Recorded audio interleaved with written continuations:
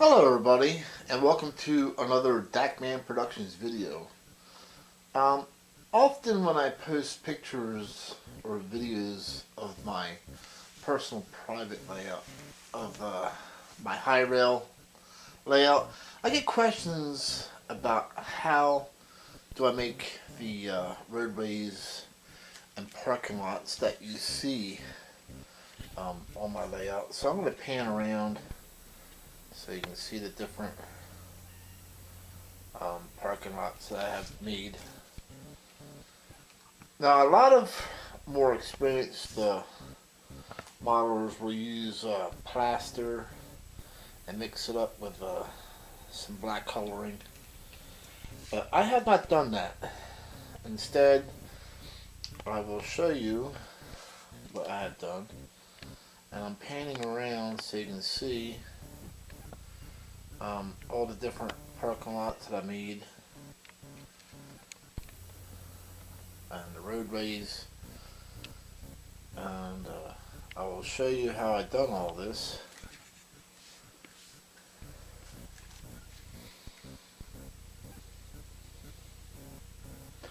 So you get the idea of the roadway and parking lots I have done. So I'm going to pan back around here, and as per suggestions of a lot of you, I am actually using a tripod for this particular video. I've always owned a tripod, I just never used it for my own personal videos for some reason, but I'm going to use it for this one since there was a lot of suggestions. Hey, use a tripod. So anyway, that's a quick tour, pan around of my layout, and I will show you how I make these roadways and parking lots. Okay, I'm back. So what do I use to make roadways and parking lots with? Well, I actually use a product called poster board. It's available at any Walmart, pretty cheap too. About $1 is all you're going to pay for it. And it's already in a black color, hence black poster board, and it's in the arts and crafts aisle. So I will pan into the sticker, hopefully give you guys I'm not sure if that's going to focus. There it goes. Alright, so there's your barcode from Walmart, like I said, in the arts and crafts aisle. If you don't have a local Walmart, they actually sell this online too, and you just pay for delivery.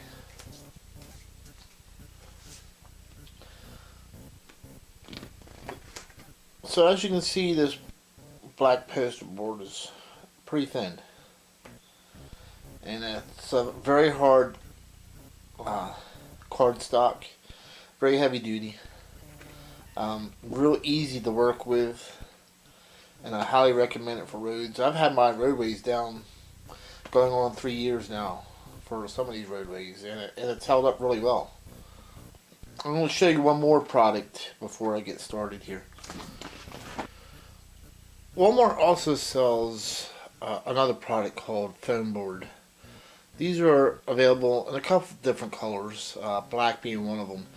The difference with foam board is it's a little bit thicker, as you can see, and there's your product number in case you want to order it online. What I like about this foam board is that it's perfect for those MTH buildings that always seem to have the high curbs. I've used it in a couple places. I haven't updated all my MTH buildings, but I'll show you what I mean here in a minute. Here we have a typical MTH building. I changed the name on it, so you won't find that particular name. But as you can see, it's got very high curbs. So I use regular poster board there. As you can see, the curb is a little high for realism. These are one of the buildings that haven't changed. Also, the same goes for this Stewart's root beer. That's also an MTH building. I changed the name. That was originally a A&W root beer, so in case you want to go looking for the Stewart's, MTH really never made one. I'm going to show you what this is going to look like with the foam board instead in place. Alright, so we're back, and I put the foam board down, and you can see what a difference was made just by using the black foam board. And once again, this is available from any Walmart, arts and crafts aisle, or you can order it from that barcode I showed you. But it really makes up for the difference of the high curbs on the MTH buildings. I'll probably do this later on, but just not right now. I have too many other projects going on. But I wanted you to see what the foam board would look like versus the poster board. So you know, the poster board is the thin stuff, foam board is the thick stuff. So depending on what kind of look you want, depends on what you want to buy, or buy both products and just figure it out as you go along. Alright, so I recommend using this 3M adhesive. It's 3M Super 77. It's multi-purpose adhesive. The one thing I like about this product is that when you spray it, it's clear. It leaves, and when it dries, it's clear. I've used other products such as Loctite, and I absolutely hated it because you had to be careful where you sprayed it because it was never clear. There was like a little white milkiness left behind. But this 3M Super 77, when it dries clear, and it's pretty fast drying too. That's another thing I like about it. And it lasts a long time. This you can pick up at any Home Depot or Lowe's store in the adhesives aisle. But I highly recommend this. I really like it. Alright, the tools that you'll need to do this with is a big carpenter square and a measuring tape, of course, and a utility knife, as well as preferably a white type of ink paint pen, a thin one, so when you make your line it's not too thick. Many of you ask, how wide do you make your roads? Well, it all depends on what you want to model. In my instance, I wanted rural roads that had no shoulders on them. So my road is 5 inches across. If you want to make shoulders, then you're going to need, of course, to make it wider, right around 5.5 inches. Highways are a little bit wider. The lanes, as you can see here, it's 2.5 inches wide. So it'll be a 10-inch highway without shoulders, about 10.5 with shoulders. And once again, depending on how you want your highways to look, with or without shoulders, it's roughly 2.5 inches for one per single lane. So a dual lane rural road in my case is 5 inches, 2.5, 2.5. A highway is 10, but once you add a shoulder, you're going to want to add probably like 1/4 inch on each side. Here's one of my parking lots. There's 4 stalls on each side. So with a 4-stall parking lot, I have 11 inches by 15 inches. So that's how big I made this, because I have stalls on each side. These parking lots and roadways, all these lines, these are all decals. This is not drawn. All these decals are actually O-scale, and they're made by a vendor who is online on eBay.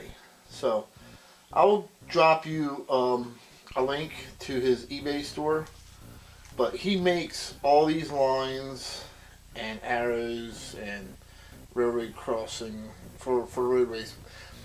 On another note, he does make roadways as well, already pre-made, but I found it cheaper to make my own than buying roadways already done.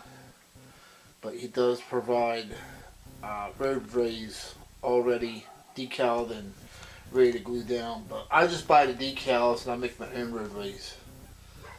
I found it cheaper that way. But I will give you the link to his eBay store after this video.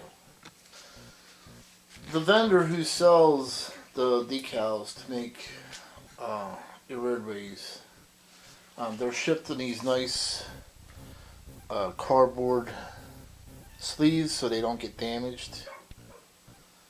So he takes really good care of shipping.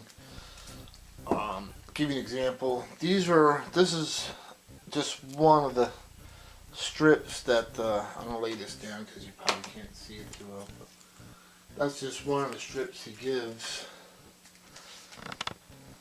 There you go. So that is a strip of double lines. He'll say use strips of single lines, double lines, solid line with dotted lines, with whatever you want. He's pretty much got it. When you put it on, that's what it looks like. Of course, you got to take the time to cut out the double line, but you just peel the backing off, you apply it, and then once you apply it, then it's got a clear top off. You have to peel off once you get it down. Maybe I'll show you an example.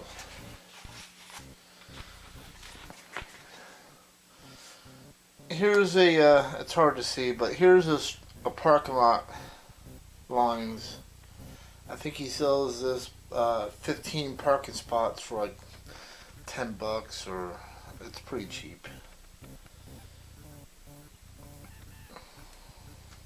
But that's what you get when you buy the parking lot lines. And then once again you peel the backing off, and that's pretty much it.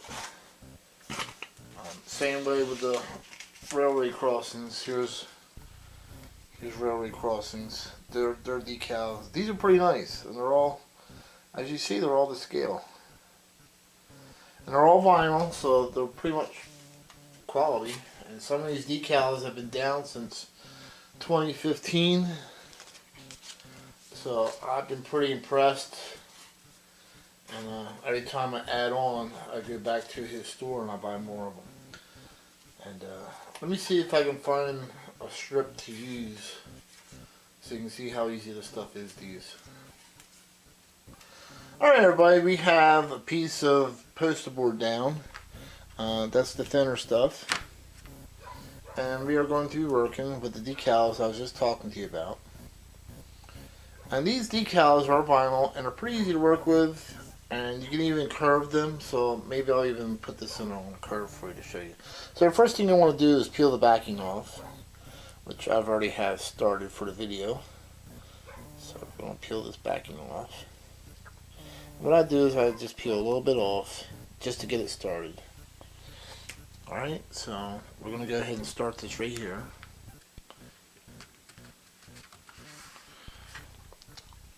Alright, what I do is I'll take the backing And so I'm going to show you how easy this stuff is to curve out. And you can see